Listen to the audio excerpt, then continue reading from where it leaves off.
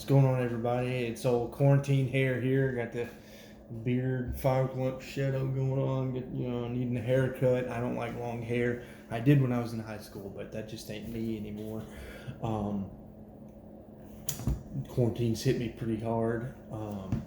But Alabama is trying to return to normalcy quicker than some states, I would assume. But I'm not here to talk about the quarantine. This is an adjunct video, though. This is not a hardline review, so I am still sticking to just kind of pausing the hardline reviews. I'll get back to those hardline reviews as soon as that microphone comes in. But it is coming from China. So I'm about to drop my glass here.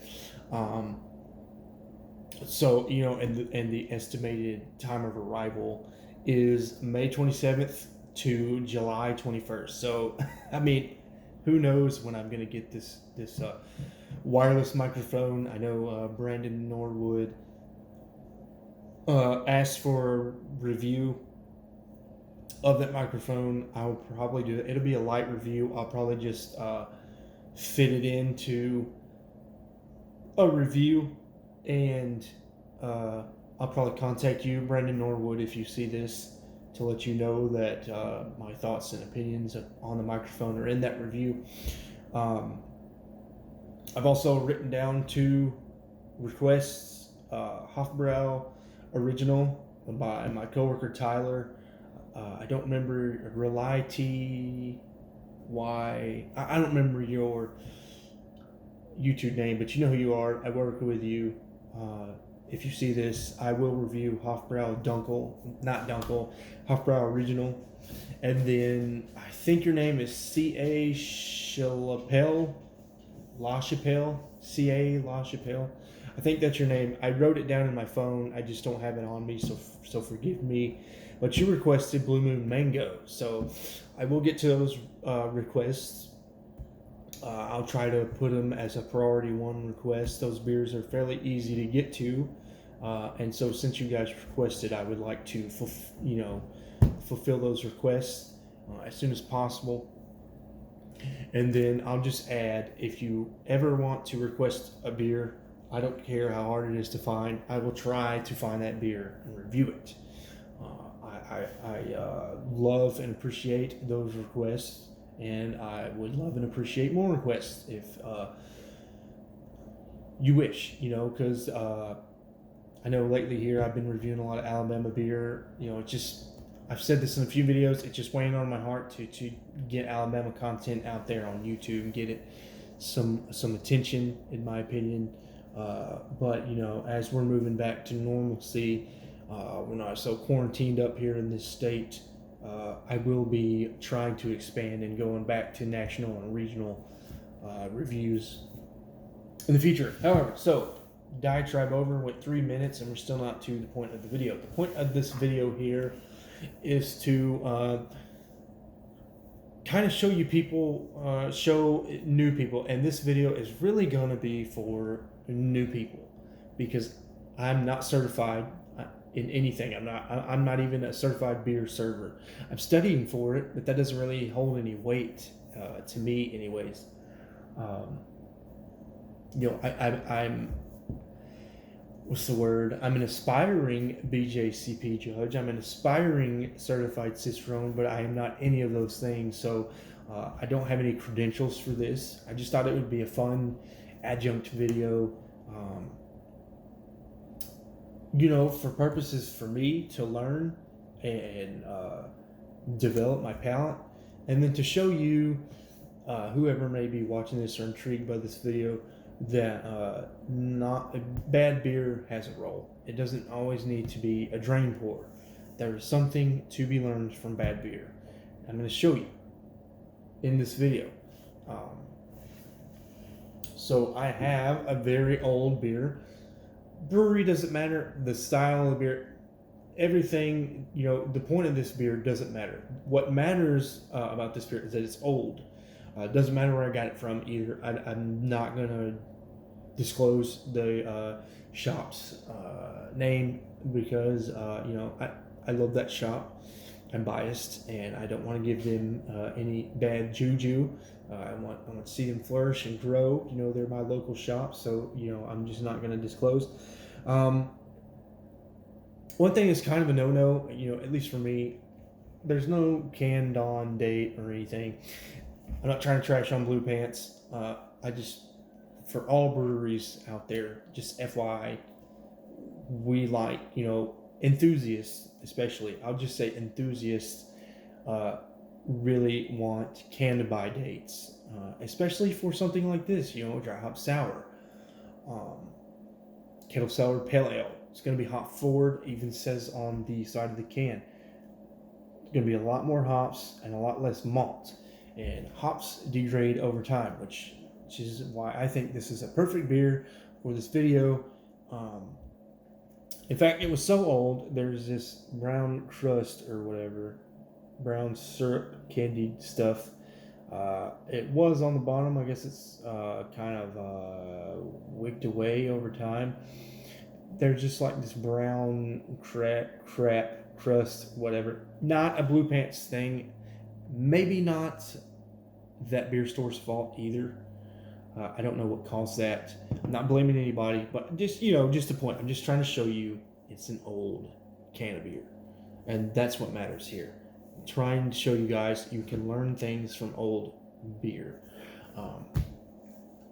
So what we have here is How to Brew by John Palmer, a very accessible book, and this is not a brewing video. Why I have this book out is because if we flip, we'll use the table of contents first. Let's see here.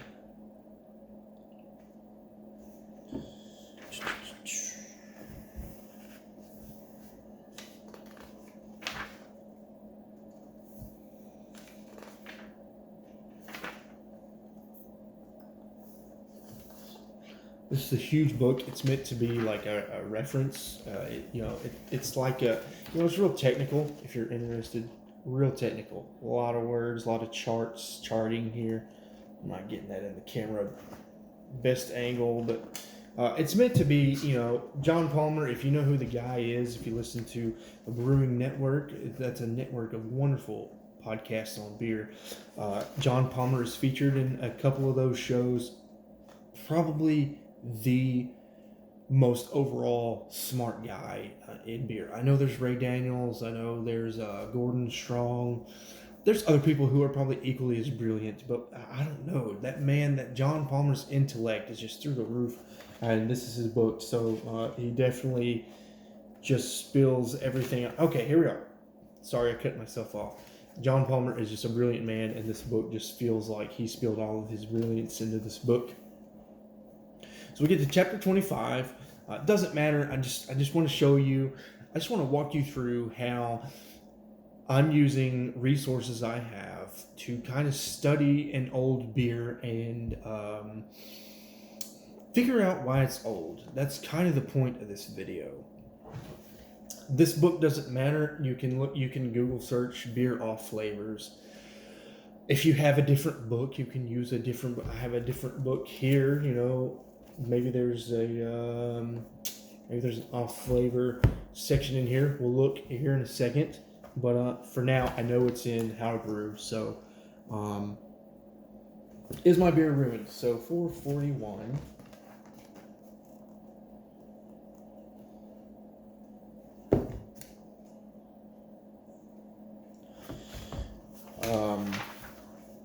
There's plenty of reasons why your beer could be going bad, so I'm just kind of getting through that.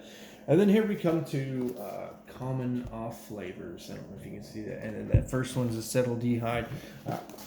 I'm not going to read through all of this. We're just going to, now that we have common off flavors and we're here in our book, you know, there's acetaldehyde, there's alcoholic off flavor, astringency, cidery, even diacetyl, dimethyl sulfite. You know, there's just all kinds of off flavors here, and we're going to examine this beer here and I'm hoping this beer is old.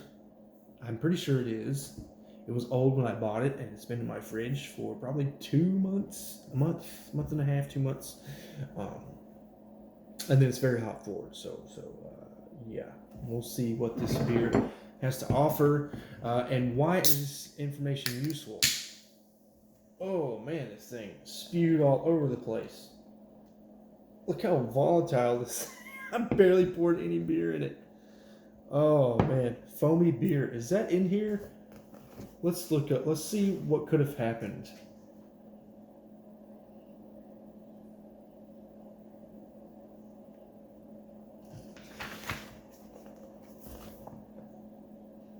Bottles are overcarbonated. Too much sugar. Okay, yeah, it's not priming sugar, I bet. Is there like a canning section in here?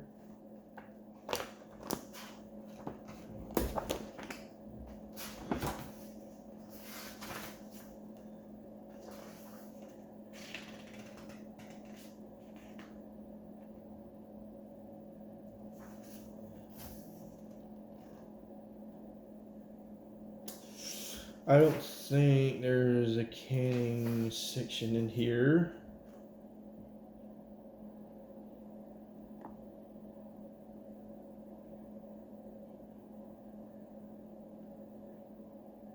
I'm just talking about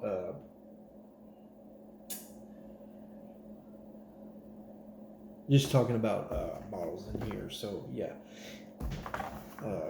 we'll just stick. We won't worry about that foam. Maybe it's supposed to be that foamy. I don't know.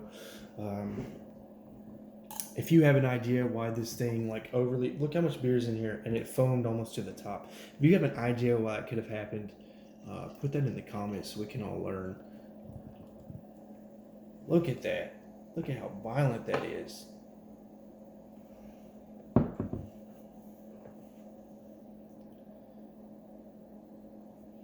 So I'm getting hop aroma off this thing.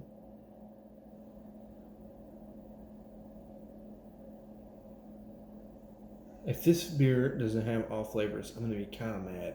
So that's the whole point of this video. I don't even think I'll post the video if this thing does not have all flavors. While we are doing whatever with this beer, we're gonna let it warm up.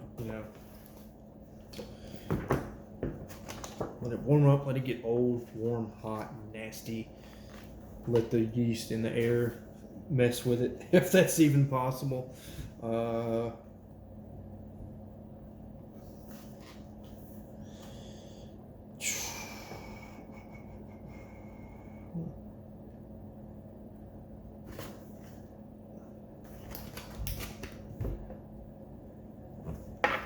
qualities of beer.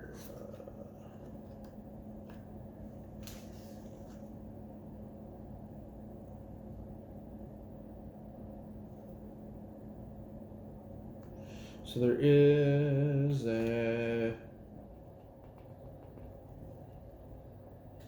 signs of staleness and aging. So it would be on page 99 is where it starts. So yeah, there is like a off flavor section in Randy Mosher's Tasting Beer book. I'm just going to use John Palmer's How to Brew just because it's just like how matter of fact it is, I guess. Pretty detailed though. Anyways, can we smell any aging?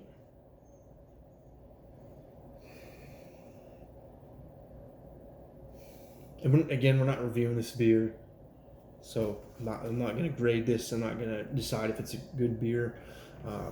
Although if it is a good beer, I might tell you to go buy some.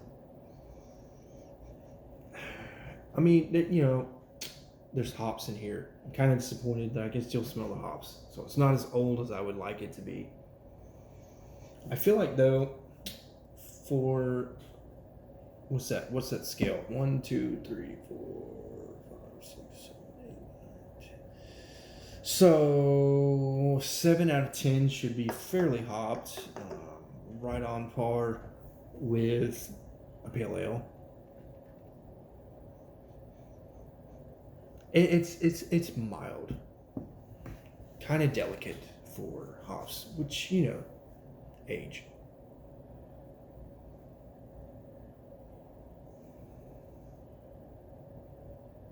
I don't taste. So this thing was soured. I said I don't taste. I heard somewhere that you can't smell acidity, and I believe that to be true. However, when I smell a sour, I feel like I can. I just really feel like I can tell in the aroma that it's a sour beer. I don't get that here. Super hazy, by the way. I don't think appearance has anything to do with age of a beer. Although if it does, put it in the comments. We can all learn together. Crackery malt, maybe just a tinge of some fruit here. I don't know. Let's go into this beer.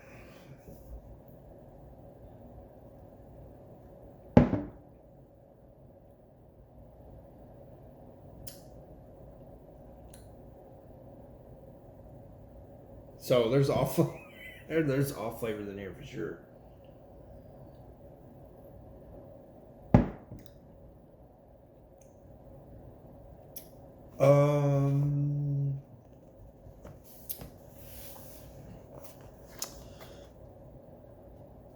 So I'm getting.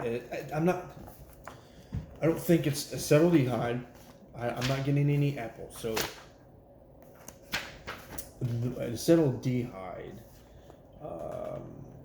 is an intermediate compound in the formation of alcohol that is reduced by the yeast to ethanol toward the end of fermentation. So it's a fermentation issue. I guess it has to do with like over pitching or under pitching your yeast. This is a professional brewery here.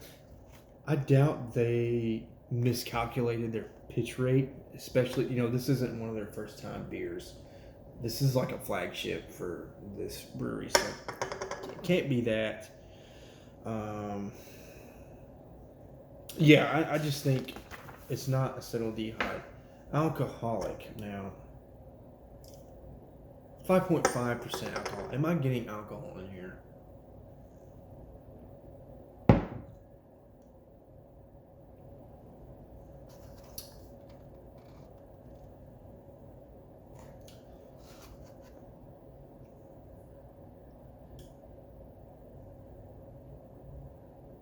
I don't think it's alcoholic. Astringency. Is there stringency in here? Well, stringency differs from bitterness by having a puckering quality. Well, this is a sour. Maybe it's not astringent. But sucking on a tea bag is dry, somewhat powdery. It's usually due to excess polyphenols, tannins. Astringency is basically haze forming on your tongue. The polyphenols react with proteins in your mouth and coat your tongue. Excess polyphenols can come from overhopping, dry hop sour, with low alpha acid hops, or excessive dry hopping. It's dry hop sour, steeping grains too hot, or oversparging the mash. In other words, so I guess Palmer's trying to clarify here, high hops, high temperatures, or high pH.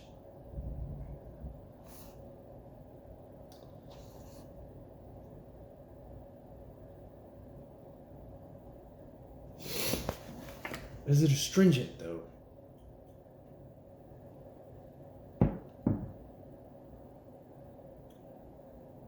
Let me go in one more time. I think it really falls off a cliff here.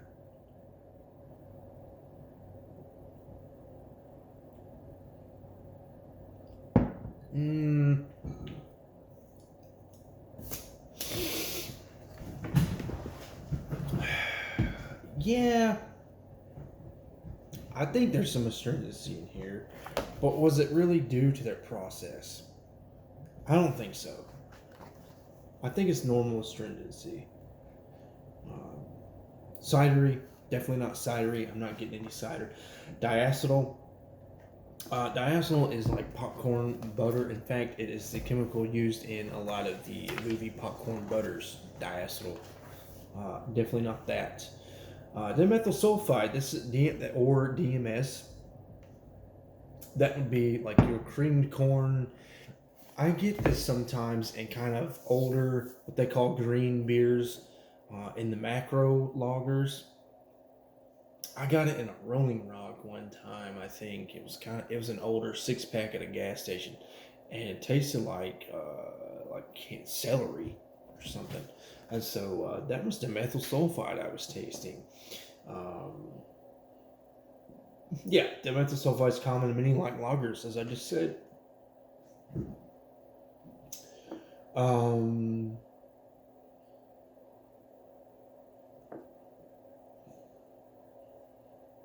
so in pale beers, which, yeah, it's a pale beer. It's not clear, but it's pale. Um, in pale beers, DMS can have a cream corn aroma and flavor. So, am I tasting creamed corn?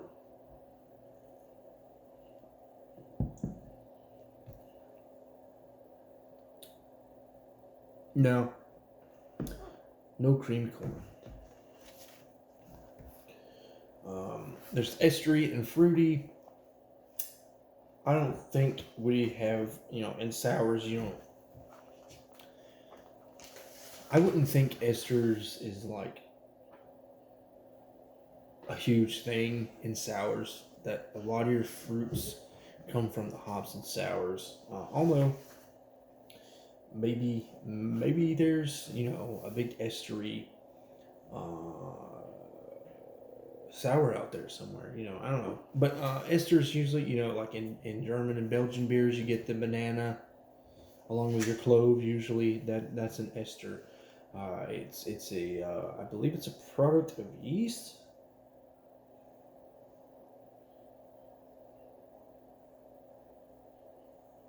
Esters are produced by the yeast, and different yeast strains will produce different. Yeah, so yeast. Grassy. So why would grassy be an off flavor?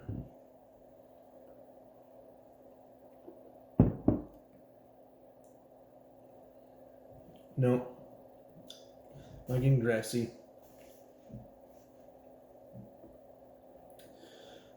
Although, if it's out of style and grassy, sometimes they're linked to poorly stored ingredients. Poorly stored malt can pick up moisture and develop musty smells or grassy odors. So, yeah, I don't want to get old John Palmer on you, but if for some reason you have a grassy beer and it's not like an IPA or a pale ale or a hop forward beer, maybe you improperly stored your ingredients and they picked up some moisture. Husky, grainy flavors, definitely not getting that. It's not medicinal. Meat, definitely not meaty. Metallic, let's see.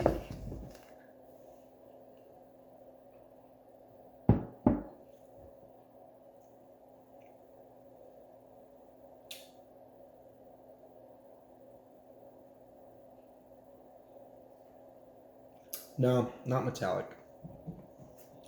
It's not moldy. Oxidation. Oxidation is probably what I'm getting in here. Oxidation is the most common problem affecting all beers. So this really affects. I mean, this is more than just like home brewing. So things that we've discussed earlier, especially something like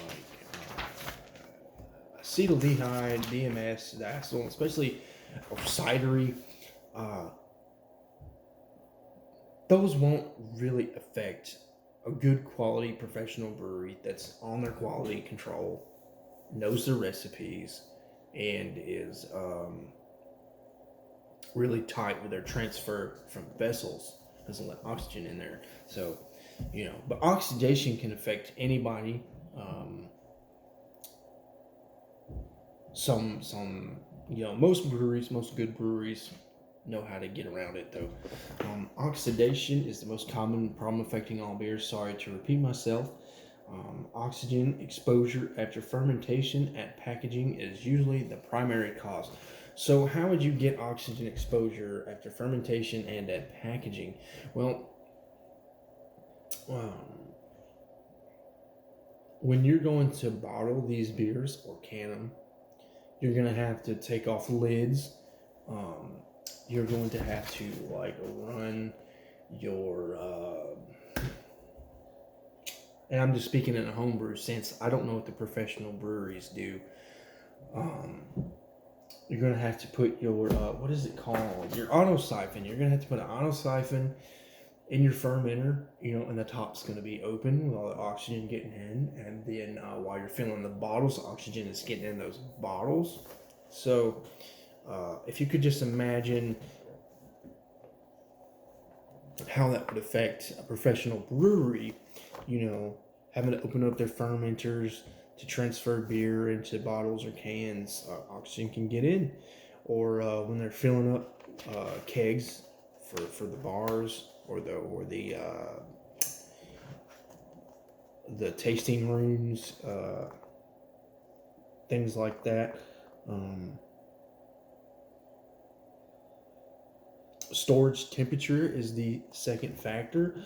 So if a beer is just sitting out in room temperature on a warm singles rack, like I found this one, that can cause oxidation. Once carbonated beer should be stored cold for the longest shelf life, which is probably why it's not totally oxidized, because I put it right in my fridge after I brought it home. The oxidation of fatty acids produce trans 2 nonenal. Can't say that word real well. Which has a cardboard taste and the aroma of old paper.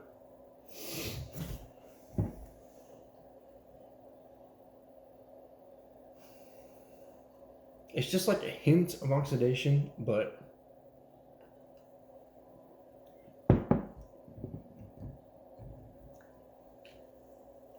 when I go in, it's kind of oxidized towards the back. It has like a papery back end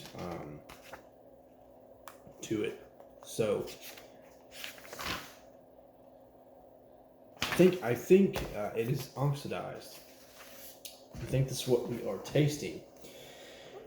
I'm going to blame it on being stored at room temperature for a long time.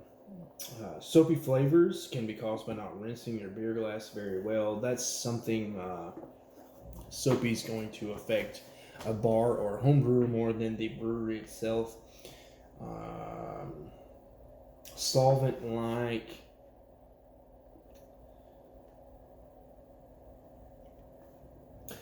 solvents in some plastics, such as rigid PVC, can leach out as a result of high temperatures. So if you're using certain plastics in your brewing, I doubt a pro brewery deals with solvents. Skunky. I've only smelled skunky in a light stroke beer as a Pilsner or Kale. Unbeknownst to me at the time, being an American, I can only get Pilsner or Kale imported, obviously, because Pilsner or Kale is in the Czech Republic. And for some reason, Pilsner or Kale uses green bottles. And green bottles, maybe they don't allow as much UV radiation into the bottles, into the beer, as those guys in Mexico do. Corona, using those clear bottles. But green bottles are still kind of a no-no when it comes to preservation of beer. And Pilsner Urquell is famous for having green bottles, and that baby was skunky. It was so light struck, it was terrible. I was attempting to review the beer, and I just train poured it. I think I gave it like a 1 on Untapped and said, screw this beer. Couldn't even finish it, And then I had Skunky in Sweetwater's Insane OG. But if you know anything about cannabis beer, it's supposed to be skunky. So just for you people and you rookies out there, sweaty, goaty. It could be caused by mold or Brettanomyces or pediococcus contamination. So, say I leave this beer out in the air for a while. Maybe there's Brettanomyces, which is a wild strain of yeast. Not so much anymore. People have cultivated Brettanomyces and they use it. Brettanomyces is famous in lambics. I think they use it in goose, Gueze, not Goose, or Gose, not goose, Gose. I'm sorry. I don't think it's in Goza, but I think it's in goose, the Gueze. I do believe those are two different types of beers. Did I say lambics? Yeah, lambics. And then Orval. It's famous in Orval. It has, again, like a sweaty, skunky. To me, I feel like I'm smelling a burlap bag on a horse. That's what I feel like I'm smelling when I smell Brettanomyces. Which, believe it or not, if you've never had a beer with Brettanomyces in it, if it's supposed to be in that beer, it's probably going to be really good. If the brewer knew what they were doing. Pediococcus. I don't know a lot about Pediococcus, but again, it contributes to a sweaty, goaty off flavor sometimes. Then there's yeast-like. Yeast-like, if you're having a Belgian beer, you want a yeasty flavor. But if you're having like a, let's say a double dry hopped Imperial IPA, probably don't want yeast flavors in that double dry hopped New England IPA or whatever I said. I went 32 minutes. I hope this was informative, guys, though. It doesn't have to be how to brew. It doesn't have to be tasting beer. You can Google these things on the internet. They're really easy to find. Just Google search beer off flavors and get you an old beer. It doesn't have to apply to Cicerones and BJCP judges and beer enthusiasts. If you just want to understand what you're tasting in a beer, you could be somebody that wants to drink beer casually, but they still want to be able to enjoy it and understand what they're drinking. Part of that comes with drinking bad beer, old beer. You got to know what the off flavors are. Because, for instance, Corona uses in clear bottles and they oxidize real bad. And people think that skunky flavor is supposed to be there. It's not. And Corona invented, I learned this from a Cicerone on YouTube, Corona invented that whole slice of lime marketing to fix their oxidation problems, because for some reason they don't want to do like Modelo and use brown bottles, although Modelo Especial is clear bottles, but Modelo is brown. And then Heineken, people think the skunky Heineken is a natural thing. It's supposed to be skunky. Well, I guess it's preference, but to me it's just laziness on Heineken's part to refuse to go to a brown bottle, because they're known for green bottles. If you like Heineken or Corona, more power to you. I do truly believe, in my heart of hearts, the best beer in the world is your favorite beer. It's not my favorite beer. It is not somebody else's favorite beer. It's your favorite beer. So if it happens to be Corona or Heineken, keep drinking it. These off flavors are preference. Sometimes you might find them enjoyable. I've had older malt forward beers that were supposed to have a hop presence, but the hops were pretty devoid because of the age, and I found them to be really enjoyable and sweet, and they weren't meant to be, the brewer didn't intend for them to be that way. However, I still enjoyed them. So Yeah, I went for 34 minutes. I don't know if I'm going to post this or not. I went way longer than I thought I was going to. I just wanted to walk you guys through, off flavors and how to help develop your palate and understand if you're tasting an off flavor, if something's wrong with your beer or not. So I hope you found this interesting.